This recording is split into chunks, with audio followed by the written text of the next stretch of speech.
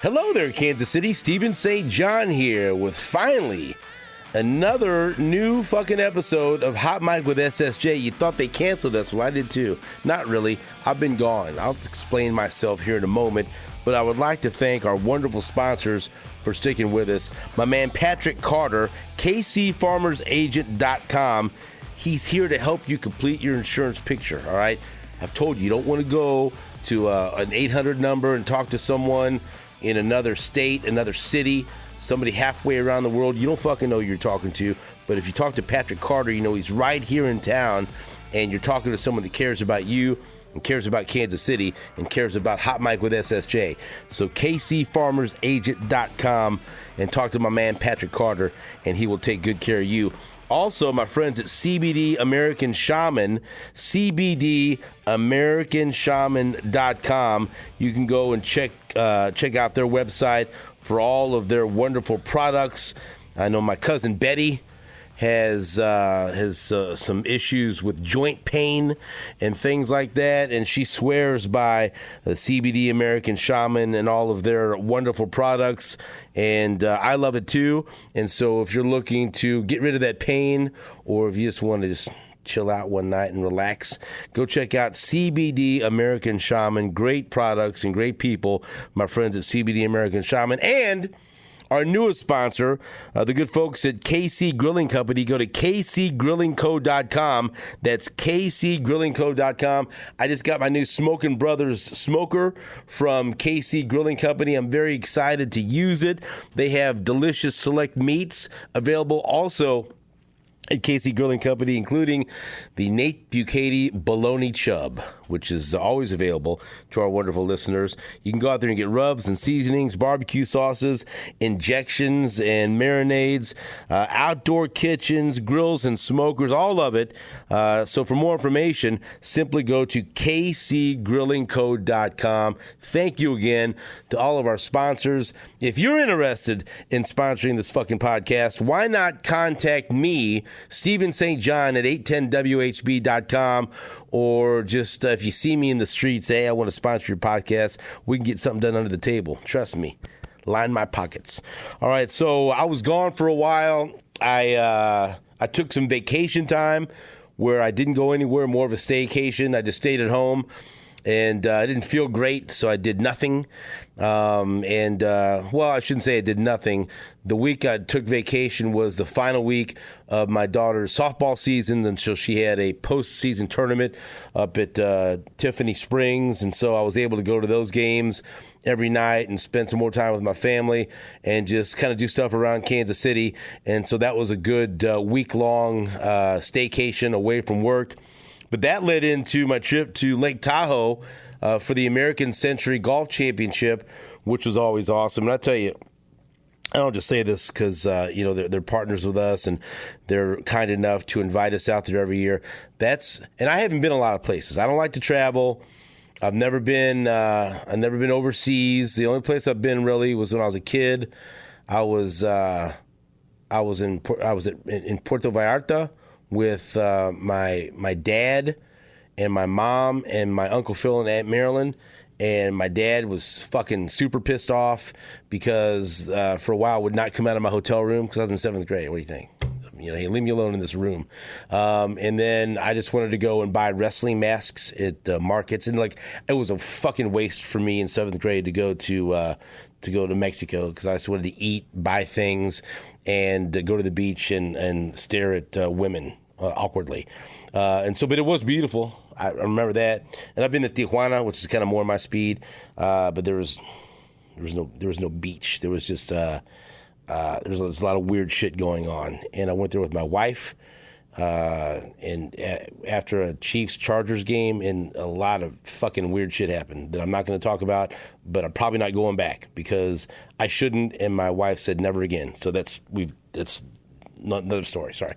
And so I really haven't been a whole lot of beautiful scenic places. I want my bucket list. I want to go to Hawaii because I want to get laid.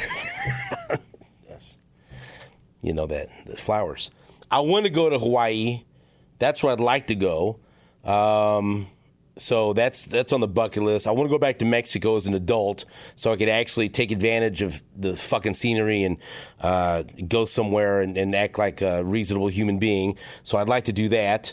I don't really care about going to Europe or overseas or whatever else. So like I'm not very well traveled, you know. I go to Olathe sometimes. I've seen quite a bit in St. Joe. I'm going to Omaha this weekend. So by the way, if you have any suggestions about where to eat, I'm taking my daughter Selena for her a basketball tournament up in beautiful Omaha, Nebraska with her basketball team, her Northland Elite, and Coach Rick. I'm assistant coach. How about that? And so if you listen to this podcast, if you have any suggestions, I got a lot of great suggestions on places to eat in Wichita when we went there for a basketball tournament last month. So now we're going to Omaha. We'll be there for 3 days. Where should I go? Where should I eat in Omaha, Nebraska? If you have any suggestions, send me an email, Stephen St. John at 810WHB.com. Or if you watch this on YouTube, just fucking comment in the comment section. Like, subscribe, do all of it. So I'll be up in Omaha this weekend, but I don't like to fly. I like to drive everywhere. So finally, long-winded story here. Lake Tahoe, South Lake Tahoe is the most beautiful place I've ever been. It's breathtaking, and the weather's perfect. Like when we were up there, like the high was 72, and the low was 40, and that's right in my fucking zone, baby. And the sun can get on you. It's hot. But I mean, I don't think it ever got above 75. I think maybe that was the highest, one day. Very comfortable, and then at night it's very cool, and the wind comes in off that nice cool lake, beautiful lake, very cold water. You can see down to the bottom. I've jumped in that lake several times. It's cold as shit, but I love it. It's refreshing. It's revitalizing. And the mountains, just everything about it. It's like it makes you feel good to be there, and I loved it. And so that's where I was for like 4 days or so, and I really couldn't do a podcast up there. And so we were, it's a weird. The only thing bad about Tahoe, it's kind of a tough travel itinerary because like from Kansas City you got to fly to Vegas, and then take another plane and fly to Reno, and then you could like take a shuttle that would take you like an hour and 20 minutes to go from Reno to Lake Tahoe, or you could rent a car like I did with Soren Petro and Ben Messner and almost fucking die on your way to Lake Tahoe. Because let me tell you, he gets stuff done. I'm going to give him that. Like, he's not a terrible driver like Jason Anderson. I drove in a minivan at the Super Bowl in Tampa when the Chiefs won the Super Bowl, and I was sure a couple of times that I wasn't going to fucking make it back to Kansas City because Jason Anderson, he's a good guy. I like him. Formerly of the Northland, so he's good people. Fucking terrible driver. And you can ask Todd Lebo, too. There were times in that van, and the traffic's terrible and construction and everything else in Miami, so it's not an easy place to drive, but I would look at Todd, I go, what the fuck is he doing? It was like I was driving with a 17-year-old girl who had just gotten her license that was being distracted by the phone, but also had behavioral issues and cursing out people in other cars. So that was that's not a great vibe, is it? And so Petro's not a bad driver like Anderson, but he's very aggressive. And Ben was in this fucking car with me. He started cussing people out like the second we left the fucking parking lot and you think I cuss a lot in this podcast? Nothing. Nobody's ever cussed more in my life than my dad when I was a kid. He's changed a lot, but he would be motherfuck this, and he would like this wide variety. And like think of the worst curse words you could come up with in your mind, and my dad would say them, and he'd combine them. And it got to be very difficult for me because he'd do that when he was mad. But I got to a certain age that it would make me giggle. I'd laugh because of all the shit he would say. But then it would make him madder if he saw me laugh. What the fuck are you laughing at? But I couldn't help myself. And it's kind of like that with Soren. He's not as creative with the curse words. But, I mean, I could say whatever I want, right? Like, and Ben will back me up here. The word cunt was used a lot on that trip. on that hour, and it didn't take an hour, it was like 45 minutes because he was zooming. And I don't know what kind of car it was, but it was a car that, like, if you have a 16-year-old and I need a first car to drive around, great little car.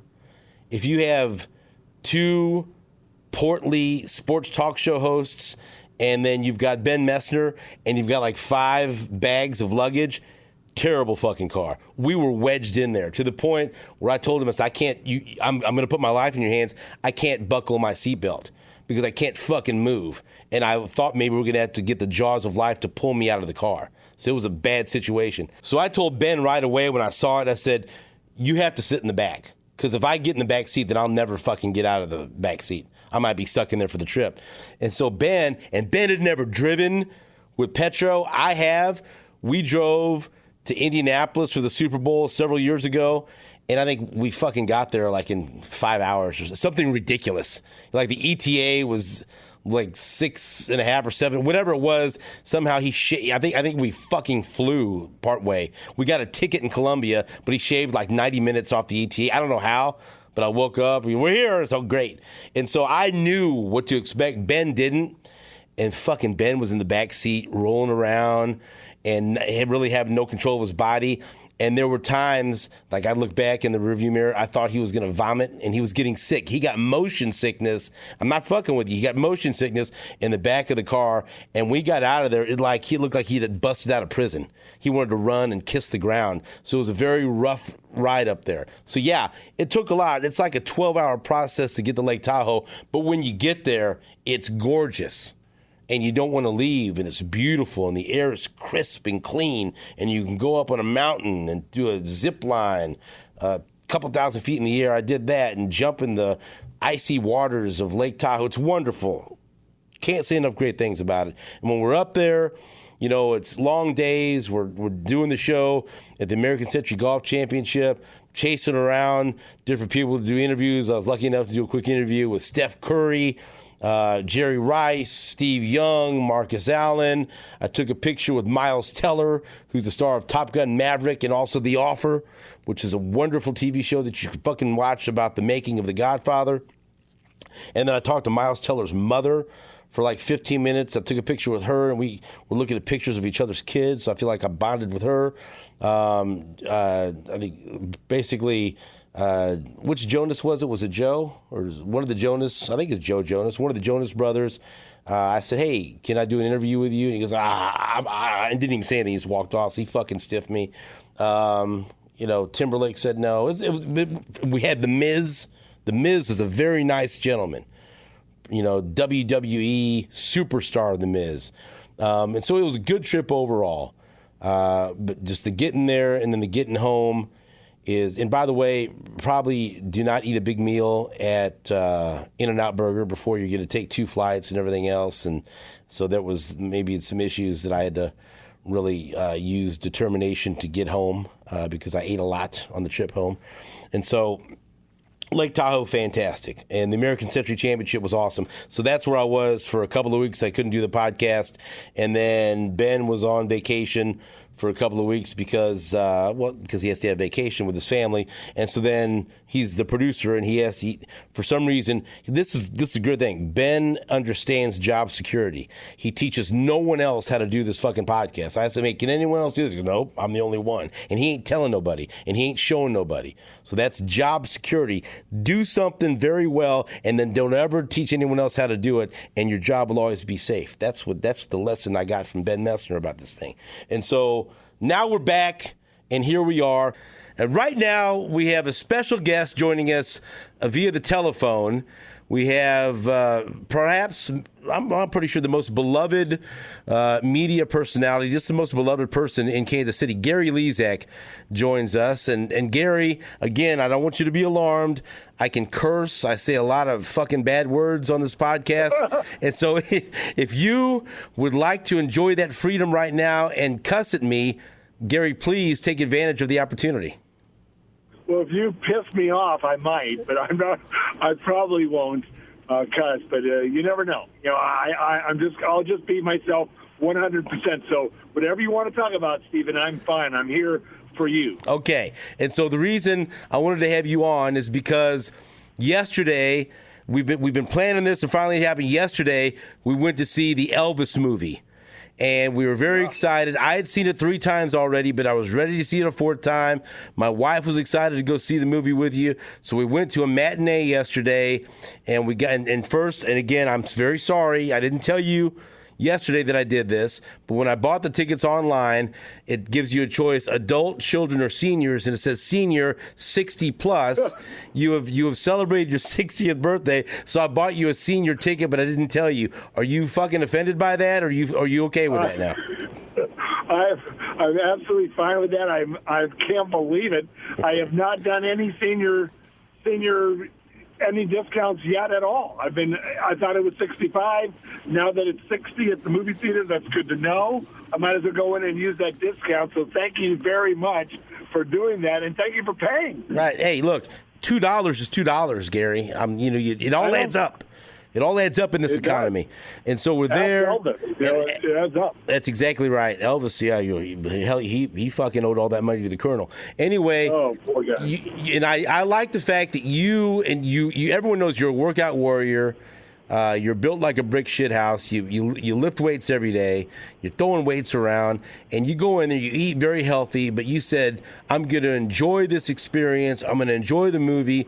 You fucking ate. You had an icy. You had a hot dog, you had popcorn, and you had fucking Raisinets, and then you had a bottle of water. Somehow you like an eraser that made it all fucking healthy because you drank water. Did you enjoy the feast of movie concessions that you had yesterday at Elvis?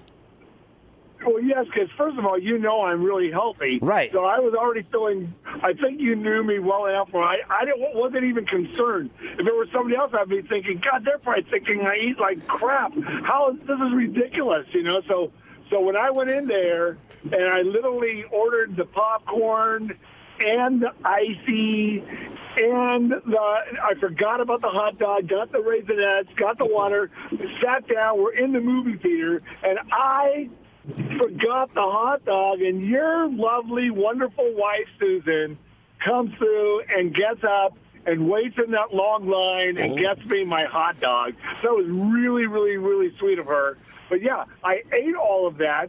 I don't feel great today because of that. Right. But that's my one splurge day. I do eat healthy most of the time. I cook meals for Andy and me. We eat pretty good, and I work out. I had a great workout today, so I'm feeling good. But yeah, I splurged, but it's okay to have a splurge day.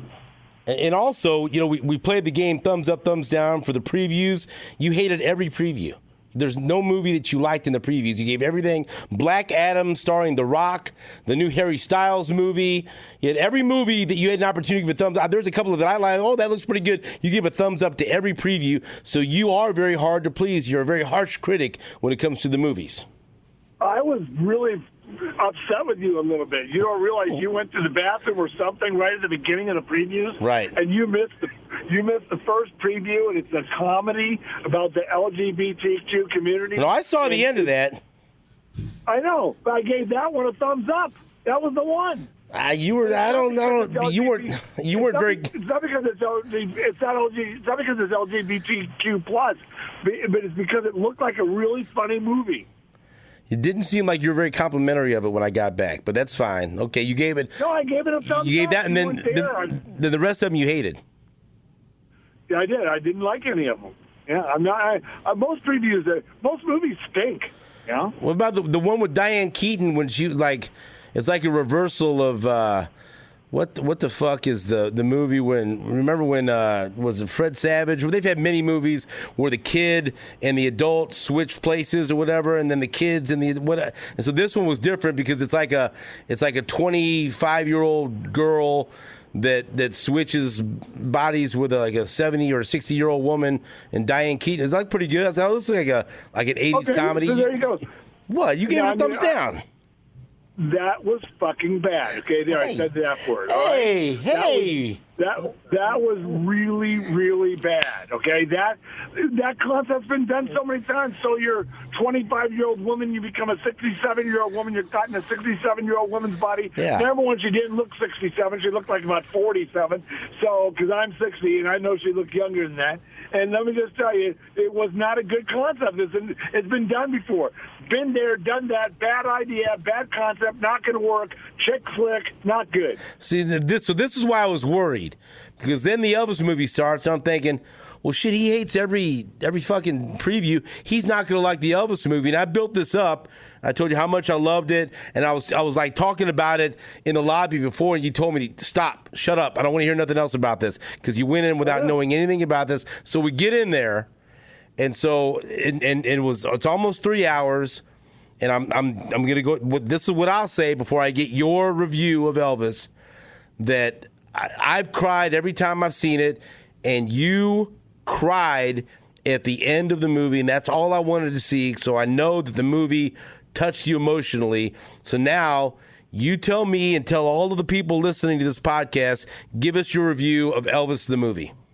I will. I cried, and you shouldn't have said anything because you were all worried. You were so, because you said, Gary, let me explain something. In the first 45 minutes, it's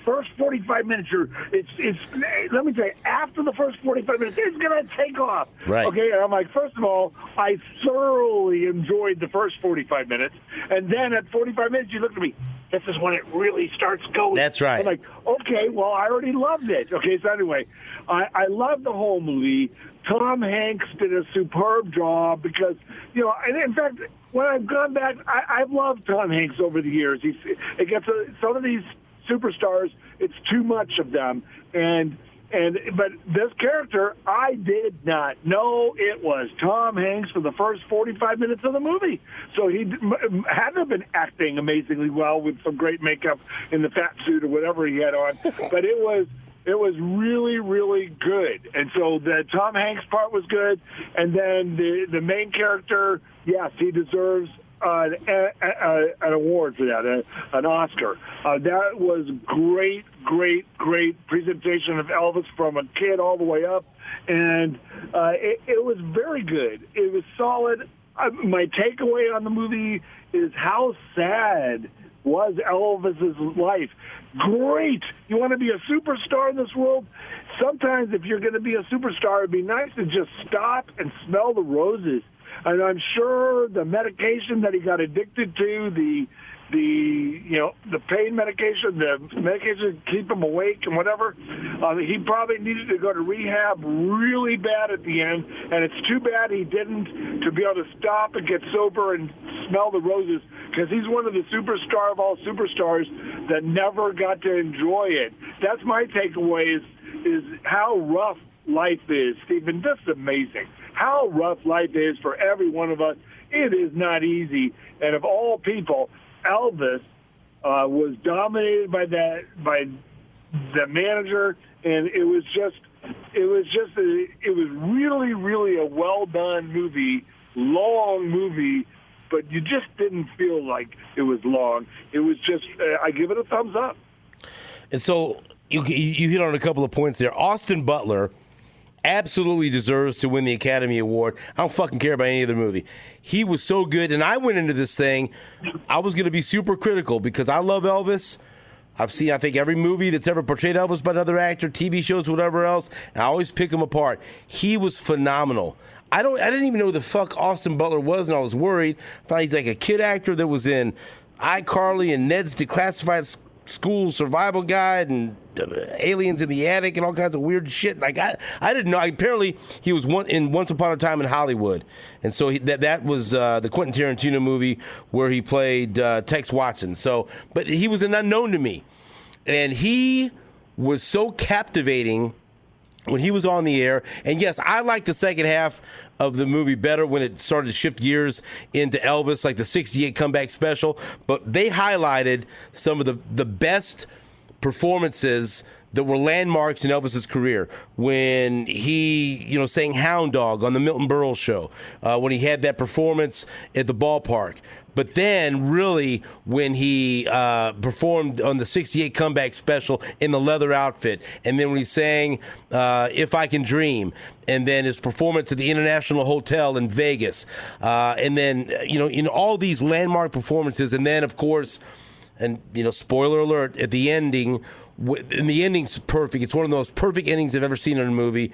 When it has him singing, he's overweight, he's clearly under the influence of drugs and everything else, and he sits down at the piano, and the Colonel's describing a couple of weeks before Elvis died, I saw him sing, and you hear people that say they sang with all their heart. He sang with all his life, and it was almost like he knew he didn't have much time left, and he sat down and played the piano and sang Unchained Melody, and it's Austin Butler in all this makeup as Elvis singing, but it's Elvis's voice, and then they do a couple of highlights of the real Elvis, and then when they come back, it's the actual footage of Elvis in that concert singing, and it just brings you to tears. Austin Butler was so phenomenal. Sometimes I thought maybe there was too much Tom Hanks. Every once in a while I thought his accent was a little bit distracting, but you needed to have an antagonist in this movie. And that was it. Made you fucking hate the Colonel. It made you hate the Colonel. And Tom Hanks, to make you hate who fucking hates Tom Hanks? Now I hate him because of the Colonel, Tom Parker. But Austin Butler was so fantastic. He was so dynamic. Gary, there were times in the '68 comeback special and when he was Elvis in Vegas, there were times I'd lost myself in the movie and thinking I'm watching Elvis. That's how good he was. Don't you think he was fantastic as Elvis? Yeah, I mean, you just gave me chills just listening to you describe it. It's a great job, as always, Stephen St. John. Wow, that was epic. But let me just tell you, yes, Austin Butler deserves the Oscar. And I didn't know which parts was Austin Butler, which part was really Elvis. There are other parts of the movie I wasn't sure. Was that really Elvis? Or when you think it might really be Elvis and it's not, and it's Austin Butler. I mean, that is acting at its best, and it was just really, really well done.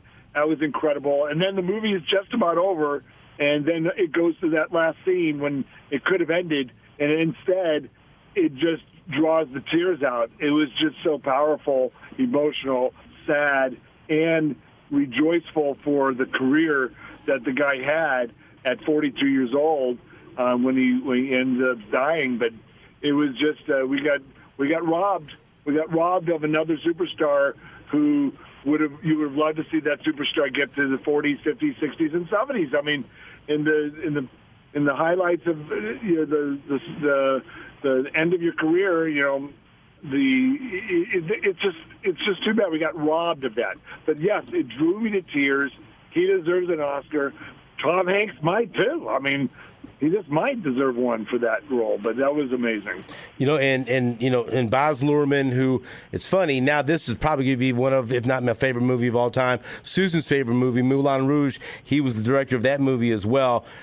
What a fantastic job. It was a visual experience, wasn't it? I mean, it was like, it's one of those movies you got to see on the big screen at the movie theater. The soundtrack, the visual, it was so artistic and just everything about it.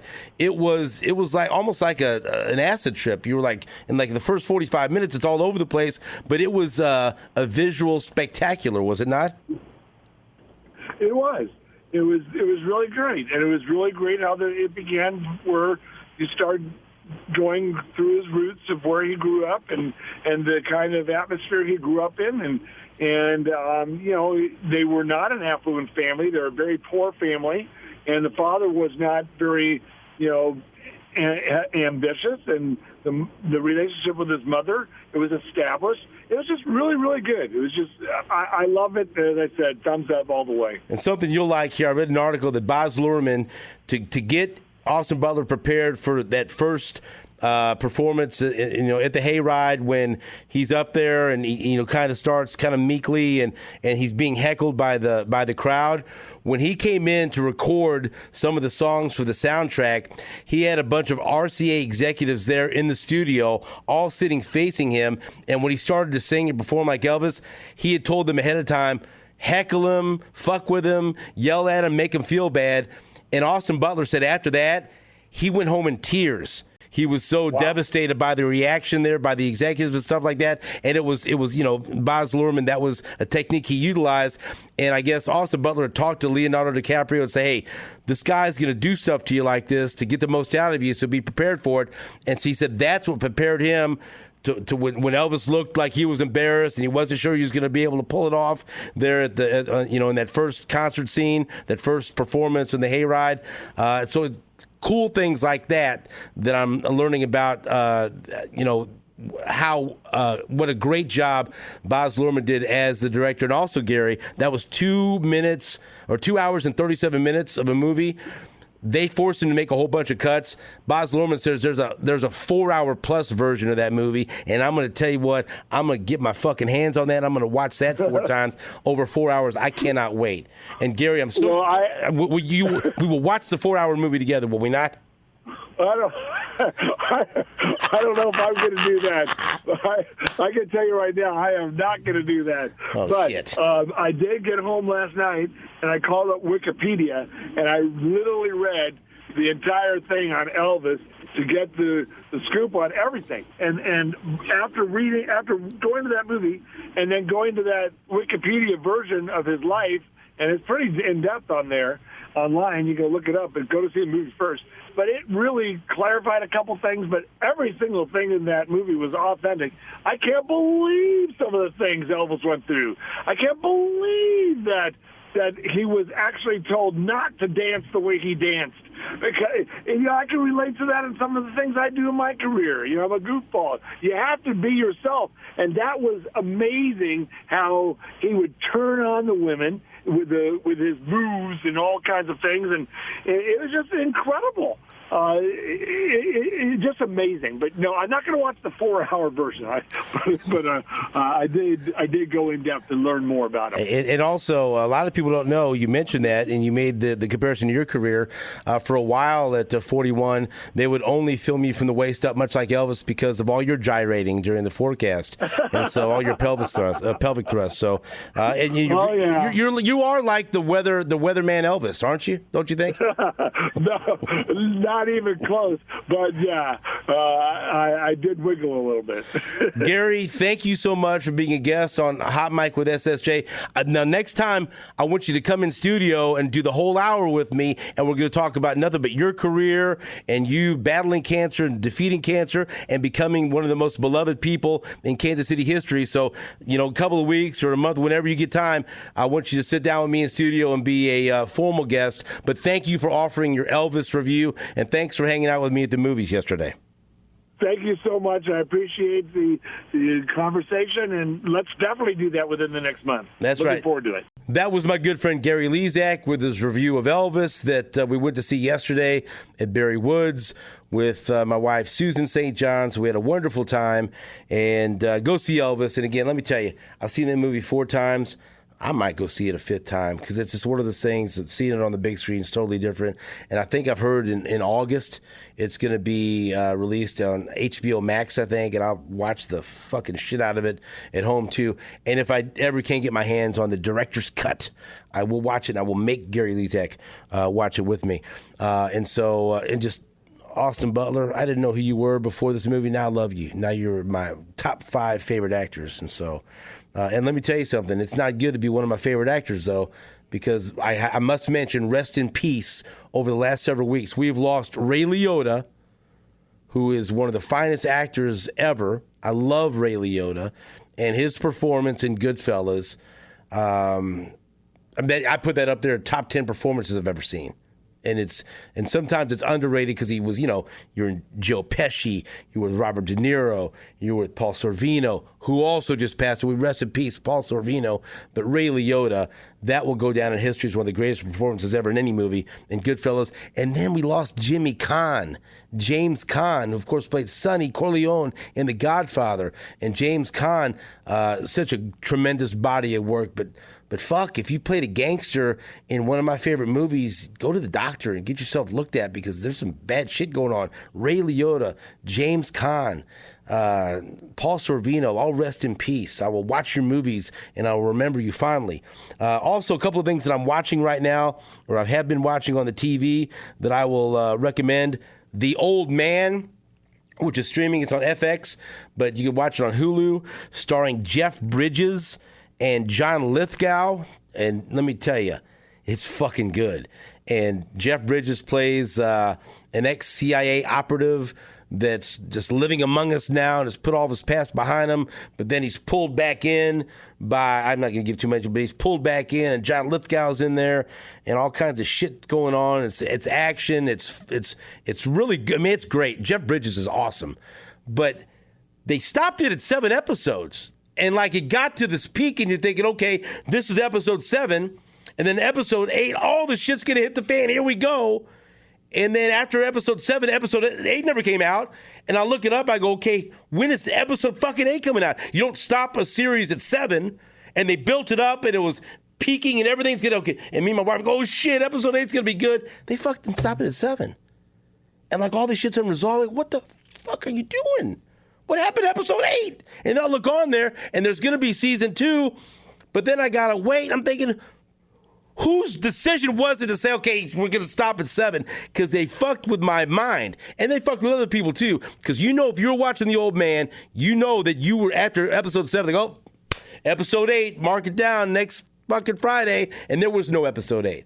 We're waiting for an episode that never happened. And so hopefully it won't be too long before the second season hits. But that was really good. But don't get pissed off after episode 7 when episode 8 doesn't happen. Don't blame me. I warned you. We're also watching season 4 of Westworld, and I enjoy it. There's a lot of gratuitous nudity and violence, but I will tell you, and I feel like I'm a somewhat intelligent man.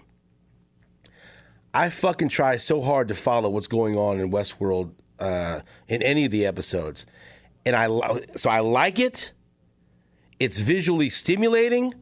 I love the characters. No idea what the fuck's going on. None. I'm just like fucking watching like different scenes that I like, and I think I know what this character is. And then Ed Harris is, I guess he's the fucking robot now talking to the real Ed Harris, who I don't know, but he's hooked up to some. I don't know what's going on. I like it. It's enjoyable. The entertainment value is very high, but if like someone said, hey, tell me what Westworld season 4 is about, I have no fucking idea.